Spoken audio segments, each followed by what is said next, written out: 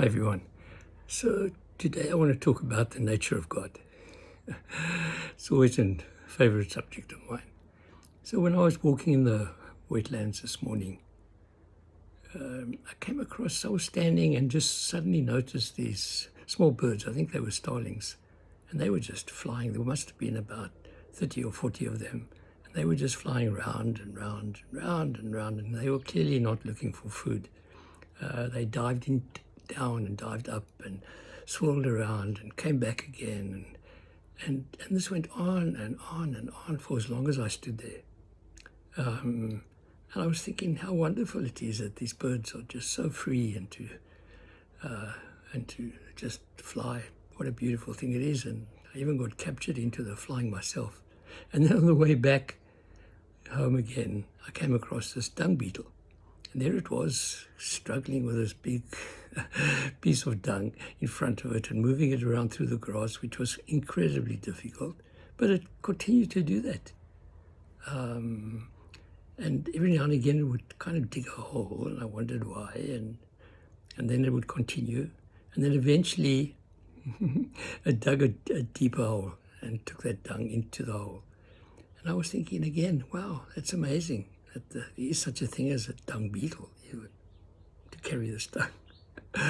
Anyway, how do I come to God? So the miracle of life always brings me back to this question of, is there such a thing as God? And I realize that God is a word which is a noun. And nouns are limited. Any noun has got boundaries to it. It is something that you can even hold and touch and move around and be in control of. So God is clearly not a noun. When you start to think of God as a verb, then suddenly it becomes a little bit more easier to handle in terms of the definition we have of God, of being present everywhere, all-powerful and all-knowing. There clearly are no limits to that. And I've often asked myself, and I've even challenged students, can you have matter without space or space without matter? Now, matter without space, doesn't work, eh? Because what is matter without space? This matter must be such a big ball, like the dung beetle moving around, but obviously much, much, much bigger. But then what's it contained in? It can't be matter without space. Matter has to be contained in space. Can you have space without matter? No problem. So that brings me to this question again of the nature of God. God is not matter, not possible. God is obviously much more closer to space, contains everything. Now it's interesting because quantum scientists had the same problem. Scientists had the same problem. And they thought, okay, we got matter.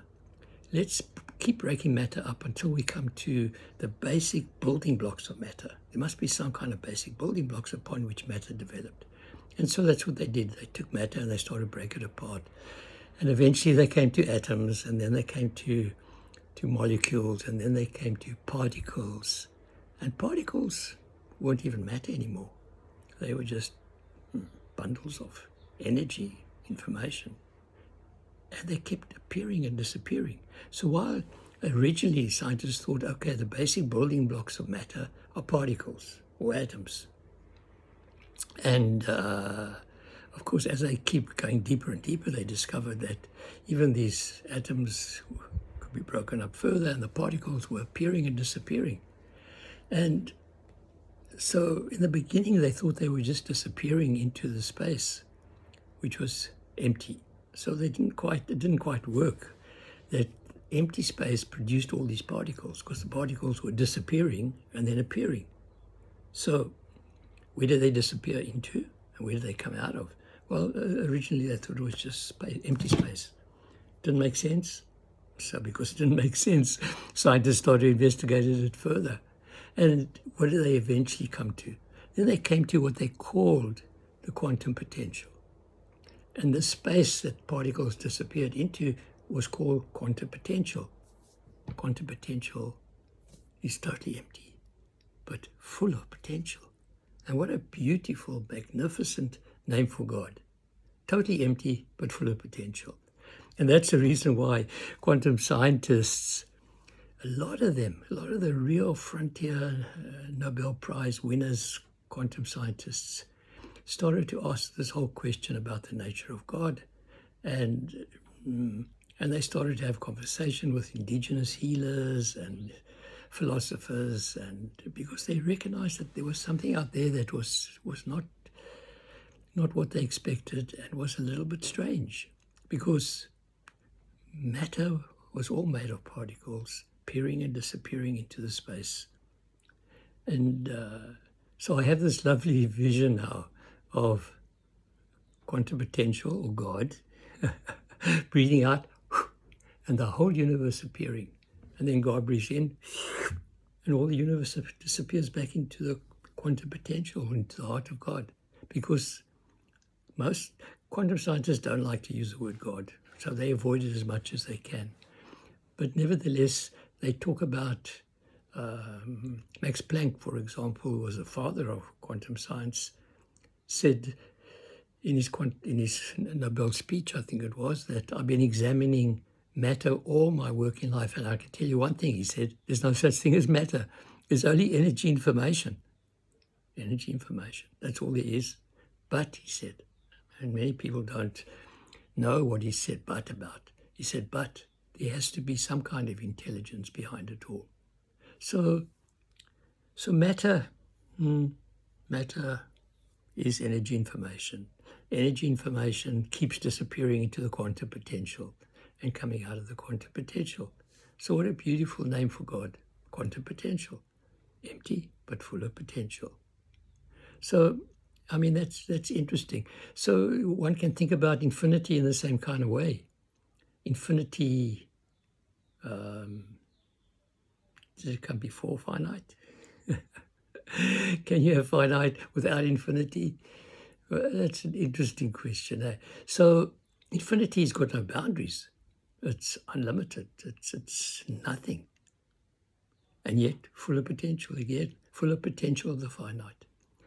Out of this infinite space appears the finite. Again, infinity for me is just another name for God. So you can choose what names you want to call God. Quantum potential, if you're a scientist, is absolutely fine. Full of potential. Everything comes out of it. Both energy and information emerges out of the quantum potential. Infinity, I'm happy with the word infinity too. And of course, nowadays, even the word consciousness has come to line itself with the words quantum potential, God as well. Because consciousness, everybody says, I'm conscious. So everybody's conscious. And consciousness is the container, in a way, of who we are as well. So I'm happy with all those words for God. Quantum potential, infinity, consciousness. And that's where a lot of science is going now, trying to reconcile all these different words and fit them together. So sometimes I use the word God, and I find that quite juicy for me anyway, recognizing that God's not a thing. Because the moment I think of God as a thing, I've limited God into a package that I can control. So God's at source, quantum potential's at source, infinity is source, and consciousness is source. Keep that for Christmas, New Year, and have a good time.